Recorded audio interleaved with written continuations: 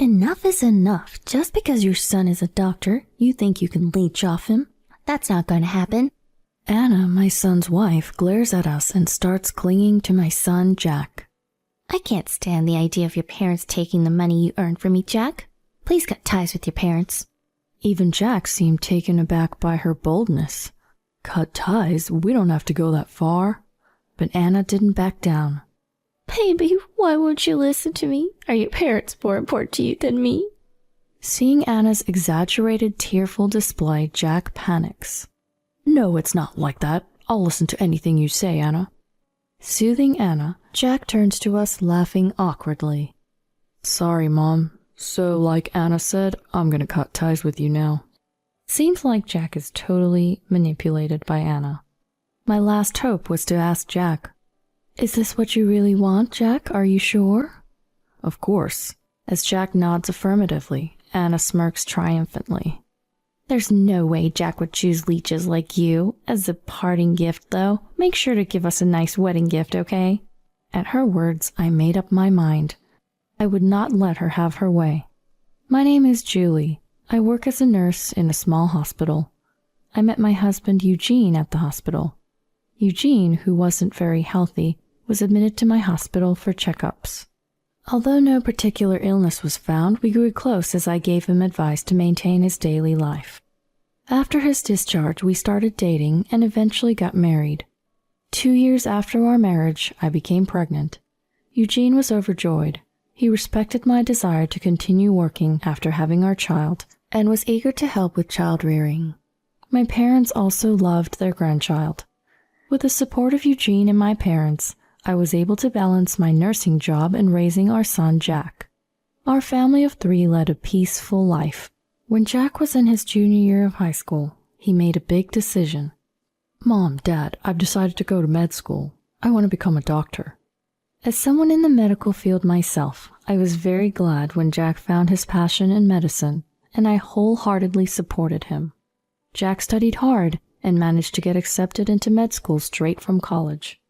When we broke the news to his grandparents, they were overjoyed as well.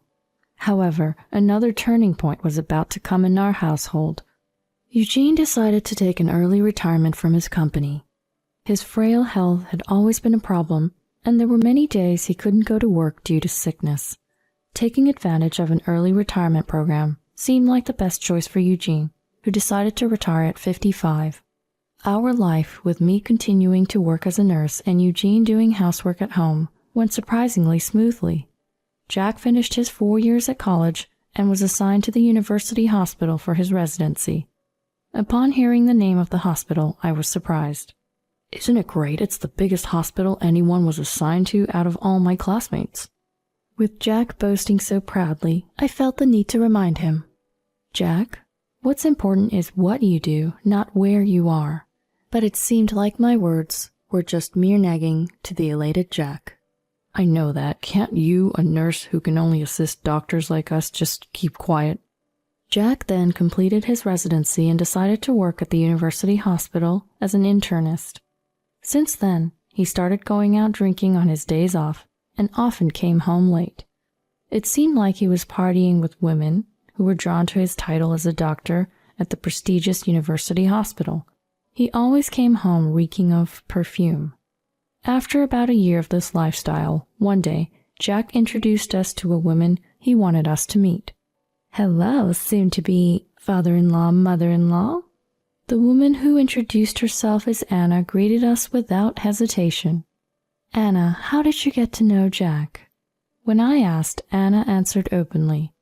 I met Jack at a social gathering back in college. I didn't think much of him then, but I reconnected with him after hearing he became a doctor at the university hospital. I see. Anna didn't even try to hide the fact that she was more attracted to the title of a doctor than to Jack himself. Meanwhile, Jack, completely oblivious to this, was grinning at Anna. I was surprised when Anna suddenly contacted me. She was the most popular girl in our circle, and now she's saying she wants to marry me. Ha ha. As we sat around the table with Anna, the conversation turned to Eugene. You're a nurse, aren't you? Soon-to-be mother-in-law? I heard you met your husband at the hospital, but was he a doctor too? My husband Eugene graciously answered Anna's question. No, I'm just a regular office worker, although I did take an early retirement, so I'm not working now. You're not working, so you're unemployed? Anna's eyebrows furrowed at this revelation. I don't think you call someone that retired early quite simply unemployed. Eugene tried to laugh it off, but Anna's demeanor suddenly shifted. If you're jobless, it's the same thing. What? Eugene was taken aback by Anna's sudden condescension, but she continued with a scoff. It's really inconvenient for me to have a mother who's just a nurse and doesn't make much money, along with an unemployed father. What do you mean inconvenient? Don't you think it's inappropriate to talk like that to us, your soon-to-be in-laws? I blamed Anna, but she showed no sign of remorse. Don't get cocky just because your son is a promising future doctor. She sighed heavily and then looked straight at us. Please don't come to our wedding. What do you mean? The professor from Jack's med school, who's also his boss, is planning to attend our wedding. It would be embarrassing if his parents were just a nurse and an unemployed father. Hold on, it's absurd for both parents to not be attending their child's wedding. Just tell everyone you're sick, then no one can complain, right? But I tried to object, but it was clear that Anna's decision was firm. Eugene then turned to Jack. What do you think about this, Jack? What, me? Jack, taken by surprise, was at a loss for words. Before Jack could answer, Anna interrupted. Enough is enough. Just because your son is a doctor, you think you can leech off him? That's not going to happen. Anna glared at us, then starts clinging to Jack. I can't stand the idea of your parents taking the money you earn for me, Jack. Please cut ties with your parents. Even Jack seemed taken aback by this declaration. Cut ties? I don't think we have to go that far. But Anna didn't back down. Baby, why won't you listen to me? Are your parents more important to you than me? She exaggerates her crying for effect. Panicked, Jack responded. No, that's not it at all. If it's your request, I'd do anything. Jack, who managed to calm Anna, addressed us with a foolish smile. I apologize, Mom, but I'll have to go with Anna on this one. We're cutting ties with you guys. It seems like Jack is totally manipulated by Anna. Betting on my last hope, I asked Jack, Is that really what you want, Jack? Are you sure about this? Of course. Jack replied with a nod. Anna, looking triumphantly, retorted, There's no way Jack would choose leeches like you. As a parting gift, though, make sure to give us a nice wedding gift, okay? Days later, an invitation for their wedding arrived at our home, with the regretfully declined box already checked. The invitation even had a section saying, Please send your gift cards to the following address. As I was flabbergasted, our home phone rang. It was my father. Julie, we just received an invitation to Jack's wedding, but the regretfully declined box is already checked. It also has an address suggesting us to send gift cards to. What on earth is going on? It appears that Jack and Anna sent the same invitation to my parents as well. Seeing Anna and Jack trying to abandon not only their real parents, but also his grandparents, who loved Jack dearly, I felt a surge of anger.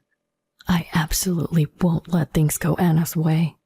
I told my father about the time Anna came to our house.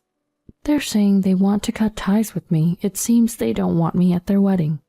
Hearing my story, my father was bewildered, but I asked, Dad, I have a request. On the day of the wedding, can you go with me to Jack's ceremony venue? But Jack doesn't want us there, right? I don't intend to attend the ceremony. Apparently a professor from the university hospital, who is also Jack's boss, will be there. I'd like you to tell him about what's happening when you see him at the venue. I see. Okay. If Jack has cut ties with you guys, it's essentially the same as cutting ties with his grandparents as well. My father, who had figured out my plan, willingly agreed to go to the venue with me. In addition to that, I did my best to verify Anna's reputation before the wedding day. The day of the wedding arrived. When my father and I arrived at the venue, Anna and Jack were surrounded by their invited colleagues who were all doctors. I heard your parents are unwell. What a shame. It's your wedding. Well, it is what it is, Jack answered with an awkward smile. A professor approached Jack, also posing the same question. Why isn't your grandfather here? Surely he wasn't left out of the invite list, right? Thank you for your concern about my grandfather. I haven't seen him in years, so it's no big deal. He might even be getting a bit forgetful by now. Unaware of the professor's puzzled expression, Jack remained nonchalant. My father, who had been watching from the sidelines next to me, could no longer contain his frustration and walked over to Jack and his group from behind a pillar. Who did you say is forgetful? At the sound of my father's assertive voice, Jack and Anna turned around. Who is this old man? Beside a puzzled Anna, Jack's eyes went wide. Grandpa, what are you doing here? Then, spotting me beside my father, he became furious. And Mom, too? I told you not to come since we've already got ties. Jack's superiors glanced between him and my father, whispering amongst themselves. That man is... Yes, indeed. Could it really be him? What does he mean by cutting ties? As the doctors started to murmur, the professor asked Jack in a stern voice. What do you mean by cut ties, Jack? Oh, well, about that. Jack started to panic. Before he could respond, Anna intervened. Jack's jobless father tried to leech off him who has a promising future, she exclaimed before I could rebut.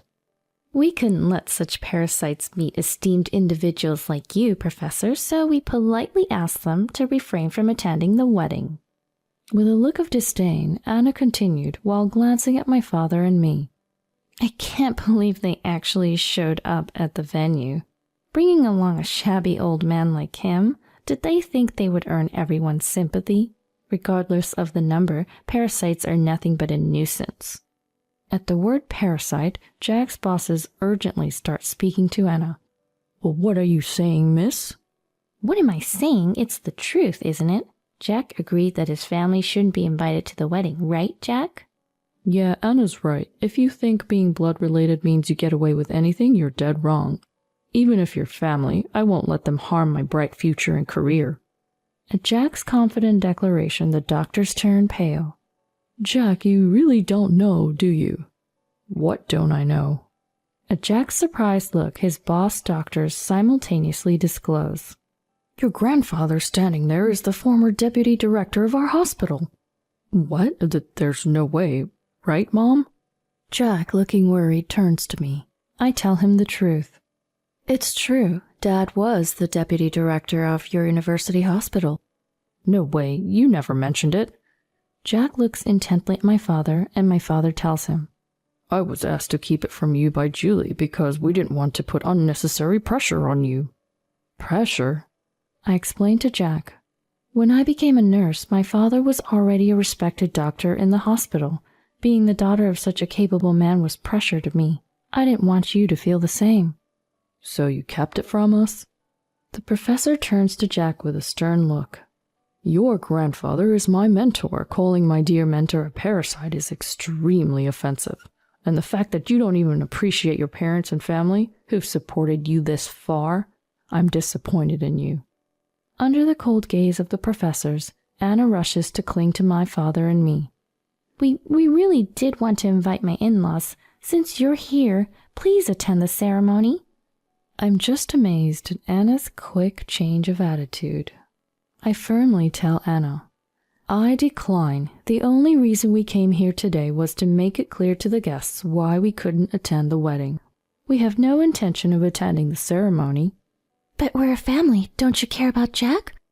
Family? Weren't you the one who said you wanted to cut ties with us? We're not a family or anything. We're strangers. My father backs me up. When my daughter cuts ties, that means I lose my connection as a grandfather, too. It seems my daughter has had her say, so we have no more business here. Mom, Grandpa, please wait for me. Jack weakly muttered. The professor, as if to add insult to injury, said, Being a doctor involves facing and working with people. If you can't respect your family and elders, you're not fit to be a doctor. It seems you'd better grow as a person in a local hospital, not in our university hospital. You mean... Get yourself transferred to a hospital in our rural network. You mean I'm being sent to the countryside? Anna glares demonically, while looking at Jack, who was stunned. Rural assignment? You must be joking. I only married you because you were working at the university hospital. Anna confronts Jack, shrieking about divorce. I'll make sure you pay alimony. Anna never really intended to support Jack as his wife after all. There was no longer any reason to be considerate of Anna. Anna, you're the one who's going to be paying alimony. My words surprised Anna. She looked at me. What? Why should I have to? Anna, you've been having an affair, haven't you? What? Suddenly, Anna began to panic. What kind of evidence do you have to make such an accusation? I laid out several photos in front of the flustered Anna. They showed Anna snuggling up to an unknown man like a couple entering a hotel. I asked her classmates about what they thought of you, Anna. They testified about the affair, and I've been investigating ever since. Here's the proof. Upon seeing the photos, Jack started to shake. Anna, you were meeting this man behind my back? It's not what it looks like, Jack. Hear me out. Why should I? I don't want to hear any excuses. Disgusted by their ugly argument, the guests following Jack's father started to leave one after another. The squabble continued until the venue staff had to intervene. By the time they realized, there were only a few guests remaining. The situation was far from conducive for a wedding, so the event was called off. Jack went straight to the city hall to collect divorce papers. I have no intention of continuing to live with a cheater. No way, without your prestigious university hospital title, you're nothing appealing to me at all. Both stubborn and resentful, the two swiftly went through with their divorce. Subsequently, Jack received an official resignation notice from the hospital and was transferred to a hospital in the country. Working alone in the countryside, Jack seemed to be realizing his own immaturity as a doctor. Anna, on the other hand, had to pay alimony to Jack because the evidence of her affair which I presented became the deciding factor. After distributing her assets during the divorce and using her savings to pay the alimony, Anna, seemingly unrepentant, was spotted lurking around the university hospital, desperately trying to charm young single doctors. However, word of her divorce had spread throughout the hospital, and not a single doctor was willing to fall for Anna's advances. Still, Anna couldn't give up her aspirations to be a wife of a doctor working at the university hospital. She had become quite famous in the hospital as the desperate old lady chasing after doctors. Meanwhile, I've been continuing my job as a nurse. Eugene's health has become stable recently, and he's taken a great interest in cooking as his new hobby. Every time I come home from work, I'm greeted with delicious dinner prepared by my husband. While cherishing this happiness, I made a vow in my heart to continue this life with the ones I love.